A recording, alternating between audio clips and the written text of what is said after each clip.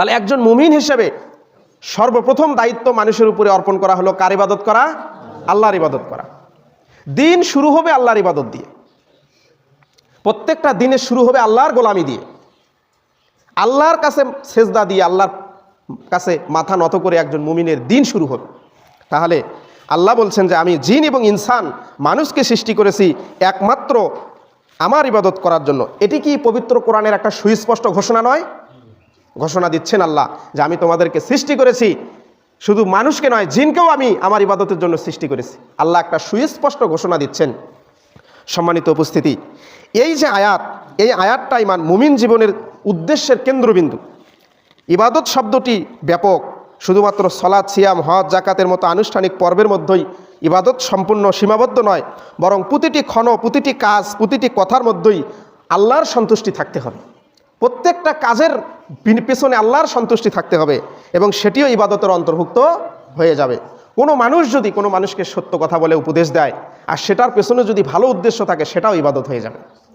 কোনো মানুষ যদি তার জমিতে কাজ করতে যাওয়ার সময় তাসবিহ পাঠ করতে করতে যায়, তাহলে ওই জমিনে যতক্ষণ কাজ করবে ততক্ষণ ওই কাজগুলো ইবাদতে পরিণত হয়ে যাবে। একজন মানুষ ব্যবসা করতে যাচ্ছে, যতক্ষণ দোকানে বসে থাকবে, সালাতের টাইম হবে দোকান থেকে উঠে যাবে অথবা দোকানেই সালাত পড়ে নিবে, কিন্তু মাপ নেই।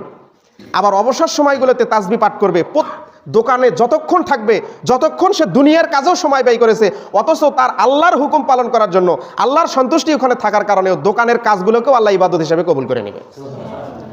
তাহলে মুমিন জীবনের প্রত্যেকটা কাজই কি? বোঝেননি কথা? একজন মুসলমানের জীবনের ঘুমও কি ইবাদত, খাওয়াও কি হবে ইবাদত, আরে টয়লেটে যাওয়াও ইবাদত। শুধু বাম পা আগে দিয়ে আল্লাহুম্মা ইন্নী আউযু বিকা মিনাল খুবসি ওয়াল খাবাইস, বের হওয়ার সময় ডান পা আগে দিয়ে বললেন গুফরানাকা। টয়লেটে যতক্ষণ সময় ব্যয় করলেন, পুরো সময়টা ইবাদত হয়ে গেল। এটা হচ্ছে মুমিনের জীবন, এটা হচ্ছে মুসলমানের জীবন। তাহলে একজন মুসলমান হিসেবে তার জীবনের লক্ষ্য এবং উদ্দেশ্য সর্বক্ষেত্রে, সর্বকাজে কার ইবাদত করা? আল্লাহর ইবাদত করা, আল্লাহর দাসত্ব করা, তার প্রভুর দাসত্ব করা। মুসলমানের কোনো কাজ অনর্থক নয়। অনর্থক কাজ কি? গল্প করা, বাজে গল্প করা, বাজে সময় কাটানো, যেখানে আল্লাহর উদ্দেশ্য নাই, যেই কাজের মধ্যে আল্লাহর সন্তুষ্ট নাই, যেই কাজের মধ্যে আল্লাহর নবীর নির্দেশনা নাই, ওই কাজটাই অনর্থক। এই কাজ মুসলমানের কাজ নয়, আর এই কাজ ইবাদত কখনোই হবে না। আর অন্যথায় কোনো কাজের পেছনে যদি আল্লাহর সন্তুষ্ট থাকে, ওই কাজটাও কি হয়ে যাবে?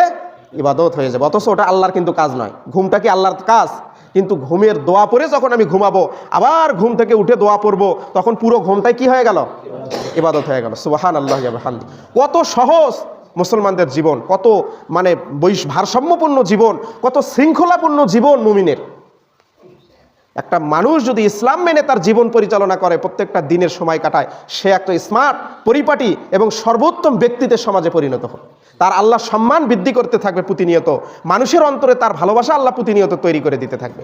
যখন কেউ আল্লাহর কাছে প্রিয় পাত্র হবে, তখন আল্লাহ তাকে জমিনের সমস্ত মানুষের কাছে প্রিয় বানিয়ে দিবে। আর চরম শত্রু তাকে সম্মান করতে বাধ্য হবে। এই হচ্ছে আল্লাহর সন্তুষ্ট। তাহলে প্রত্যেকটা কাজের পেছনে কার সন্তুষ্ট থাকতে হবে? আল্লাহর সন্তুষ্ট থাকতে হবে। কাজে যাচ্ছেন যান, কিন্তু আল্লাহর সন্তুষ্ট নিয়ে যান, আল্লাহর জিকির করতে করতে যান, ওই কাজটা ইবাদত হয়ে যাবে। সম্মানিত হাজিরিন,